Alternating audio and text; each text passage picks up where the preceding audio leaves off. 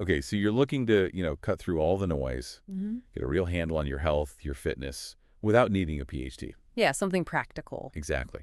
So Yeah. what if I told you there was like one single really powerful metric, something that could give you a surprisingly clear picture of how your body's actually doing?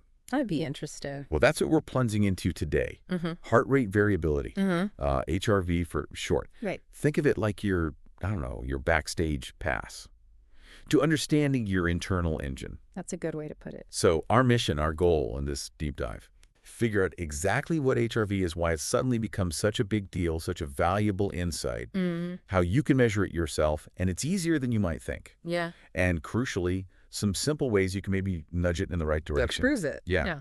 And let's just kick things off with something that, well, it surprised me a bit. Your heart. It doesn't beat like a metronome. Not that constant tick-tock. No, absolutely not. That's actually the key right there. Oh, okay. Heart rate variability, fundamentally, it's the measurement of these subtle changes, the tiny fluctuations in the time between each of your heartbeats. Right. Not the speed, but the timing between them. Exactly. It's not about, your overall beats per minute, but those tiny, tiny variations in timing from one beat to the very next. Okay. And here's the kicker. Contrary to what you might initially think, Uh-huh. those seemingly tiny, almost insignificant fluctuations, they're actually a sign of a really healthy, robust, and adaptable autonomic nervous system. Okay, wait.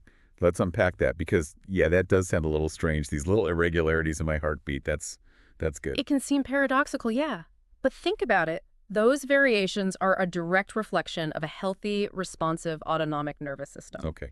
The autonomic nervous system. Remind us. Right. Think of it as your body's like unsung hero. It's the automatic pilot managing all the essential stuff, breathing, digestion, your stress response, all without you consciously thinking about it. Got it. Runs in the background. Precisely. And a well-functioning one, it's agile. It's constantly recalibrating to internal things like your metabolism just ticking away. Mm-hmm. And also external factors could be anything, a loud noise, stress, or even just a moment of calm. And HRV is somehow tapping into that. Mm-hmm. That constant chatter and adjustment. Exactly. Those subtle speed-ups and slowdowns in your heart rate, they're like a window into that ongoing dialogue within your autonomic nervous system. Oh. And when these little changes happen in a coordinated, flexible way, we call that coherence, or maybe a constructive pattern. Coherence, okay. Yeah. It basically indicates your body is well regulated, it's got a good level of resilience. It's pretty amazing, really, that this seemingly simple measure can tell us so much about something so fundamental. So it's not just some random number flying around. It's actually giving us a peek under the hood how well our internal autopilot is working. You got it. Now, okay, beyond just knowing things are running smoothly, Yeah. why the buzz? Why has HRV become such an important marker, in the bigger picture of health and wellness? Well, it's got a really solid history in sports science, actually. Right, for athletes. Yeah, for evaluating an athlete's physical condition, predicting how much training load they can handle, that sort of thing. But its significance now stretches way beyond just sports. Okay. It's getting increasingly recognized in medicine, especially cardiology, as a very sensitive indicator of cardiovascular health. Now that's interesting. So this tiny beat-to-beat wobble can actually give doctors real clues about our heart health. Absolutely. A consistently low HRV, for instance, can sometimes be an early warning sign. It might flag potential cardiac issues or help diagnose conditions that are already there. Wow. It can even help predict the likelihood of complications down the line.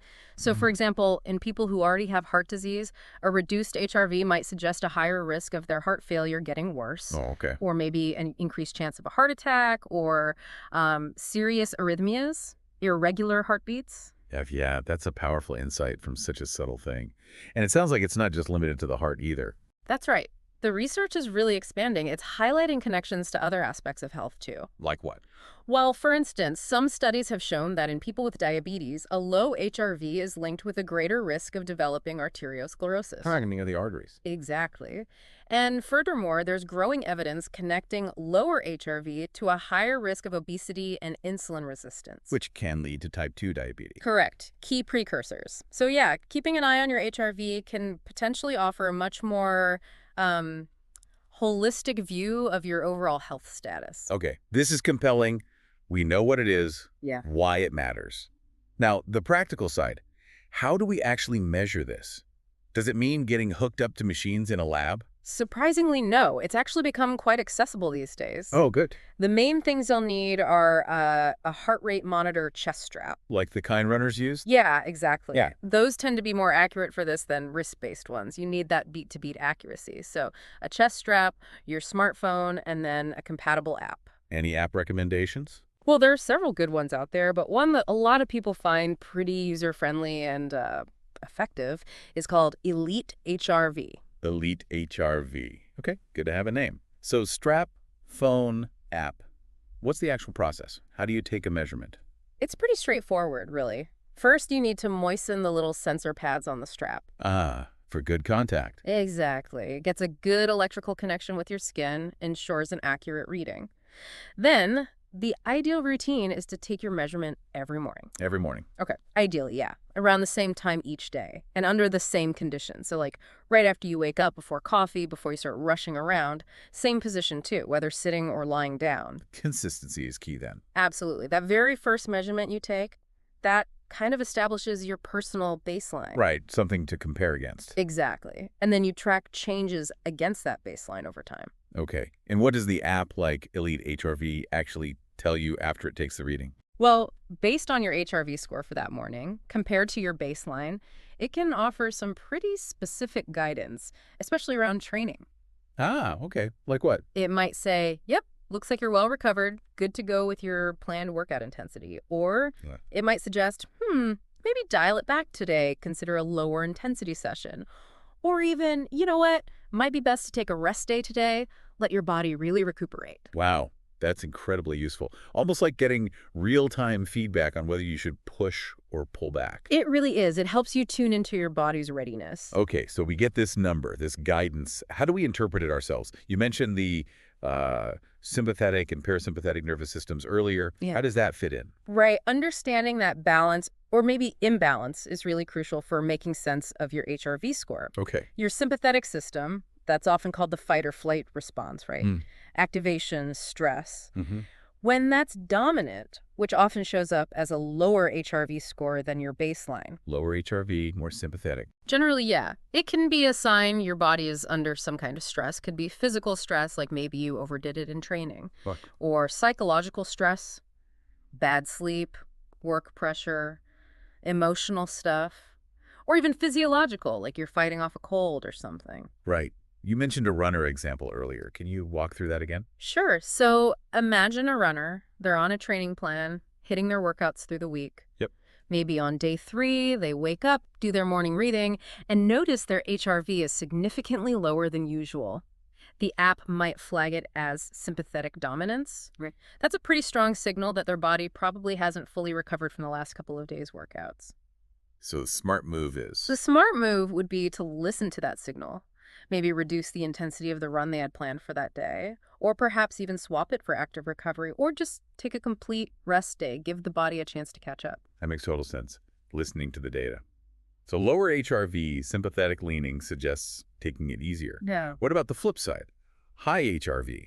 Right. So a higher HRV than your baseline, often linked with more parasympathetic dominance. It's a rest and digest system. Exactly.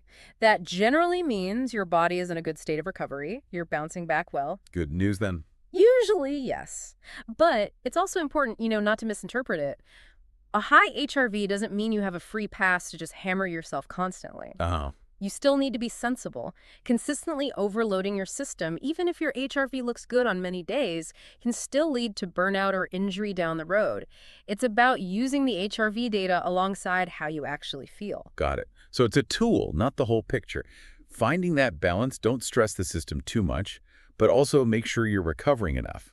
Precisely. Now, the really encouraging part you mentioned is that HRV isn't, fixed. It's not just your score, deal with it. We can actually improve it. Absolutely. That's one of the most empowering things about it. Improving your HRV is definitely achievable, and it usually translates to feeling better overall, better health. What works?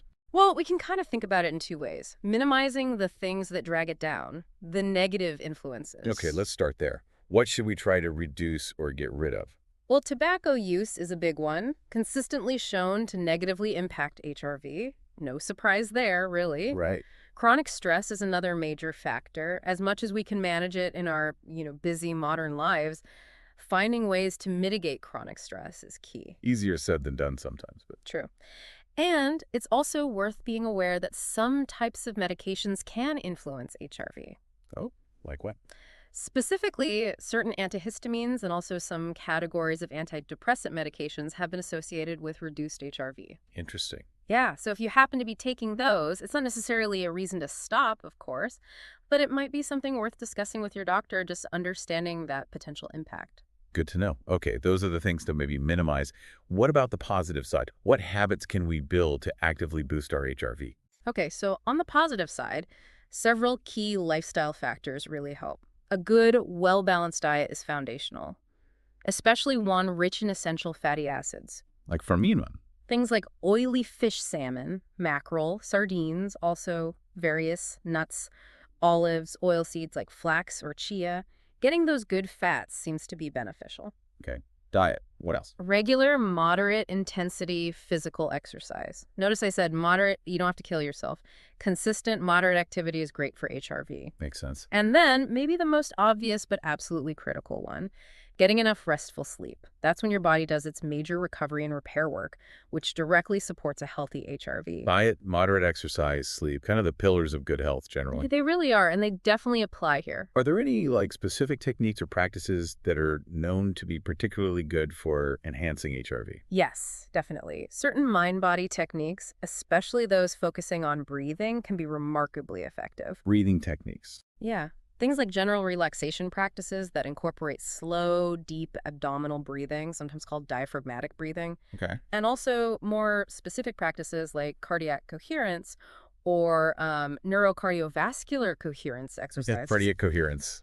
What's that involve? It essentially involves breathing at a very specific resonant frequency, often around 5 or 6 breaths per minute, which helps to optimize the synchronization between your heart rhythm, your breathing, and your nervous system activity. It's shown really positive effects on HRV. Huh. That connection between breath and heart is pretty amazing. It really is. And you also mentioned a couple of other things that might seem less tangible but are still powerful. I did, yeah. Beyond the sort of physical stuff, simply cultivating a sense of relaxation generally, and also fostering a positive, maybe even grateful attitude or outlook on life. These have been shown to be surprisingly potent and very safe ways to improve your heart rate variability. Wow. So our mindset can actually influence this physiological measure. It really underscores that powerful mind-body connection, doesn't it? Our mental and emotional states really do have a physical impact. Okay, so wrapping this up a bit, HRV is this really insightful, quite accessible tool now. Gives us that window into our internal state. Yeah. And it's clearly not just for elite athletes trying to shave milliseconds off their time.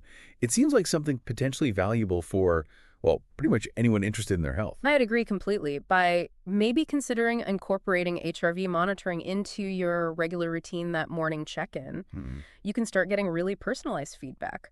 How is your body responding to your sleep, to your stress levels, to your workouts, to your diet? Yeah, making it personal. Exactly. It can really empower you, to make more informed, more proactive choices that genuinely support your long-term health and well-being. This has been, a really fascinating deep dive. It definitely makes you think, doesn't it? Given how dynamic HRV is, how sensitive it seems to be to so many different parts of our lives, Yeah. it poses a pretty interesting question for all of us listening, I think. Which is?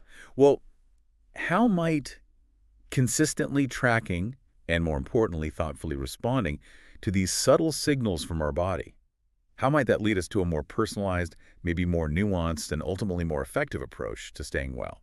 Something that maybe goes beyond just, the usual checkups or standard health advice. That's a great question to ponder. A more proactive relationship with our own physiology. Exactly.